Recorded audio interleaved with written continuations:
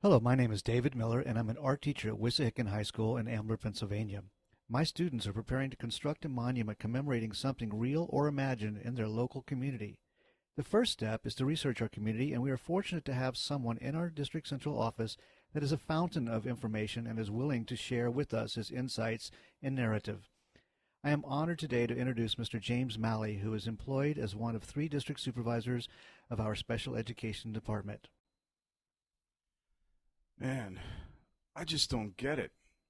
I don't understand how to set up this equation. I wonder if the kid in the period before me had the same problem I'm having with this equation. Algebra is just impossible. I wonder what happened with other kids who were in this desk, or people who came before me.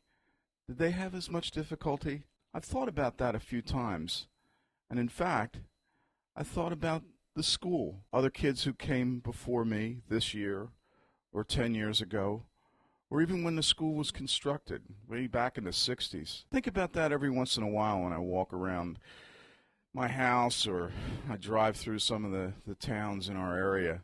What was it like back then when they first started out? Well, let's take a little trip and think about those first people who came and settled. Where did the term or the name Wissahickon come from? The school was built right outside the town of Ambler, and Ambler has been here for a long, long time. But let's go back even further, before there was an Ambler. Oh, back in the 1700s, there was a community that was constructed basically of just homes and grist mills and sawmills along the Wissahickon Creek. Later, the railroad was built along that creek, as most railroads were in this country. They would follow the riverbeds, since it was usually flat and easy to lay track.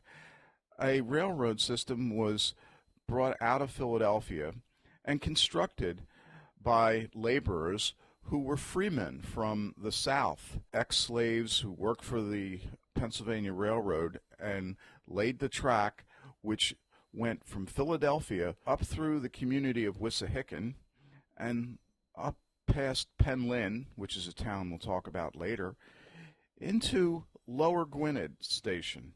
At Lower Gwynedd Station, there was what was called a roundabout, where the steam locomotive would pull onto this turntable, and manually they would crank the turntable so that the locomotive would spin around and face the opposite direction, so its trip back down the tracks would find itself in Philadelphia again. The reason for the roundabout at the end of the railroad up in Lower Gwynedd was because they did not have the technology to lay tracks over a large hill, and they did not have the technology in order to bore a tunnel through a mass of rock.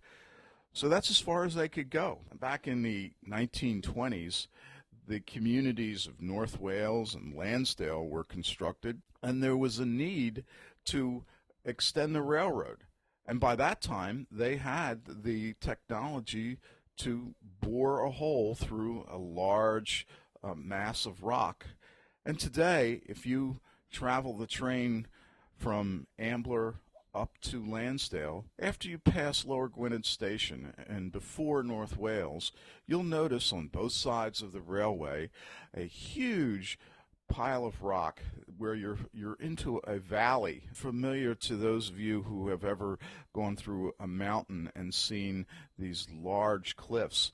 Well, that exists up in the lower part of North Wales, where there was a tunnel. Tunnel was dug by these laborers, and that opened the area of North Wales and Lansdale to the railroad. Then they decided, well, the tunnel served its purpose, but technology kept rolling along, and the steam locomotive was replaced by the electric train. The problem with the electric train was putting the wires overhead in a small tunnel. So again, the railroad company found out that they couldn't go any further than Lower Gwynedd Station unless they dealt with that tunnel. So, gathering a group of laborers again with dynamite and other explosives, they blew off the top of the tunnel. So now it's a huge ravine, and they were able to place electric wires for those electric trains that we now see today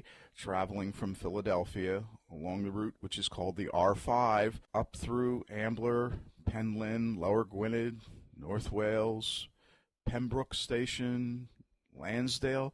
The train even runs to Doylestown. Well, that train was the center of the activity in Ambler many, many years ago. And Ambler got its start through a tragic accident that occurred. Back in 1856, there was a train, an excursion train coming out of Philadelphia. It had over 1,000 people on it.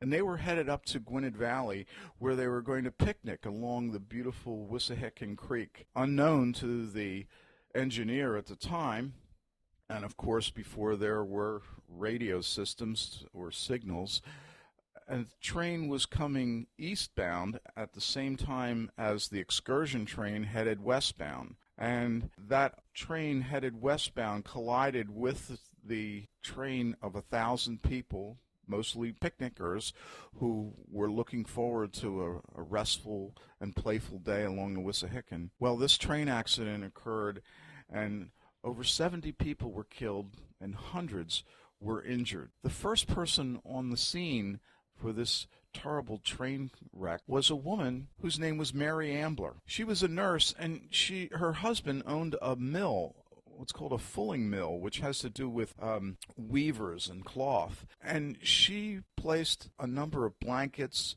and clothing and rags in the back of a horse-drawn wagon, and she raced to where this tragic train crash was. She, in later years, was recognized as the heroine of the train wreck, where she brought many of the wounded and many of the injured back to her house, where they were nursed back to health. 12 years after that, the town of Ambler was named after Mary Ambler. The train station, Wissahickon, as it formerly was called, was also changed to Ambler. And now the community had a name and a hero which it could build itself around. About 50 years later, two men formed a partnership that would forever change Ambler. One fellow was from England. His name was Mr. Keesby. And a Dr. Madison became his business partner. Now, Dr. Madison was a medical doctor who never practiced. However, his claim to fame was that he was a chemist, and he developed a bromide, or a liquid that you would take in, and it would cure many of the ailments that existed back then. Now, some people question the effectiveness of this bromide, but Dr. Madison was one of the first pharmacists and felt that he needed to expand his business. He met this fellow, Mr. Keesby, who was a millionaire in England, and the two of them formed a partnership which financed a pharmaceutical plant in Ambler. They founded this plant because of, again, the Wissahickon Creek offered fresh water for the mills, but it also offered fresh water for the pharmaceutical plant that was to be built in the town of Ambler. In an effort to limit file size and download time, this podcast has been divided into 4 episodes. This ends episode 1. Please tune in to the remaining 3 episodes of Wissahickon School District's Community Connections. Thank you.